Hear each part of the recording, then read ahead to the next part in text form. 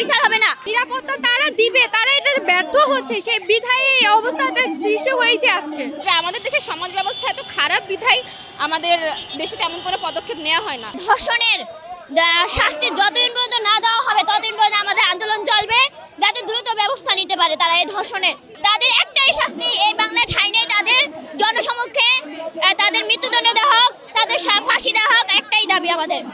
এই যে এর তো বিচার হইতে আসে না, এরা যদি গুরুত্ব দিত তাহলে তো মানে আমরা তো আমাদের তো দাবি আছি, তার সাথে যদি প্রশাসন আরো গুরুত্ব দিত তাহলে তো এর শাস্তি একদিন বা এক সপ্তাহের মধ্যে হয়ে যেত। আজকে অনেকদিন হলো এটা নিয়ে অনেক আলোচনা চলতেছে, কিন্তু এর আরো 180 দিন সময় দিচ্ছে।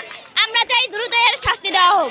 হ্যাঁ, আমার একটাই কথা, সারা দেশে এত ধর্ষণ হয়েছে, প্রধান উপদেষ্টা কেন চুপ? তার কোনো আত্মীয়, তার যদি নিজের মেয়ে হতো আজকে, সে কি চুপ করে থাকতে পারতো না? অবশ্যই।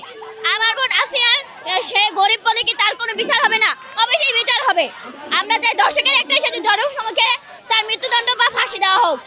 ষষ্ঠ উপদেষ্টা তো বললো সে নাকি 180 দিন সময়, কিন্তু আমরা তো তার কথা মানবো না। আমরা চাই দ্রুত এর বিচার করা হোক। আপনারা দেখতে পাচ্ছেন আমরা আসলে চুপ করে নেই, আমরা আমাদের সাধ্যমতো আমরা আন্দোলন করছি। আজকে আমরা 30টি কলেজের শিক্ষার্থী মিলে সকলে আন্দোলনে নেমে পড়েছি। আর ধর্ষক হচ্ছে কেন? পৃথিবীতে খারাপ মানুষের সংখ্যা বাড়ছে বিধায় ধর্ষক বাড়ছে। আর আমাদের একমাত্র একটি দাবি যে ধর্ষকদেরকে ফাঁসি দেওয়া হোক অথবা ধর্ষকদেরকে র্যাপিড ফায়ার করে মারা হোক। অন্যান্য দেশে দেখবেন যে ধর্ষকদের শাস্তি একমাত্রই ফাঁসি হয় কিংবা তাদের শাস্তি একমাত্র মৃত্যুদণ্ড হয়। তবে আমাদের দেশের সমাজ ব্যবস্থা এত খারাপ বিধায় আমাদের দেশে তেমন কোনো পদক্ষেপ নেওয়া হয় না। তো আমাদের দাবি একটাই, ধর্ষকদের সকল ফাঁসি দেওয়া হোক, যাতে ধর্ষকরা যেহেতু যদি এই পৃথিবী থেকে চলে যায় তাদের পরের প্রজন্ম আর জন্ম নেবে না এবং খারাপ মানুষের সংখ্যাও কমবে।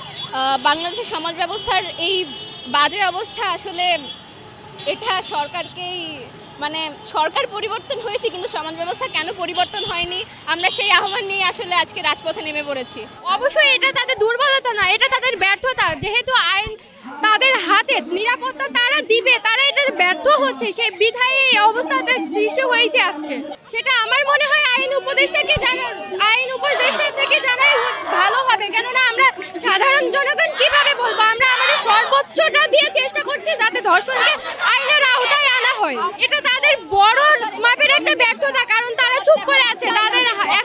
তারা কেন চুপ করে আছে এটা তাদের কাছ থেকে জিজ্ঞাসা করলে ভালো হবে। আমরা সাধারণ জনগণ এভাবে তো বলতে পারবো না, কারণ আমরা চাই সর্বোচ্চ শাস্তি দিতে তাদের, কিন্তু সাধারণ জনগণ তাদের সর্বোচ্চ দিয়ে চেষ্টা করছে।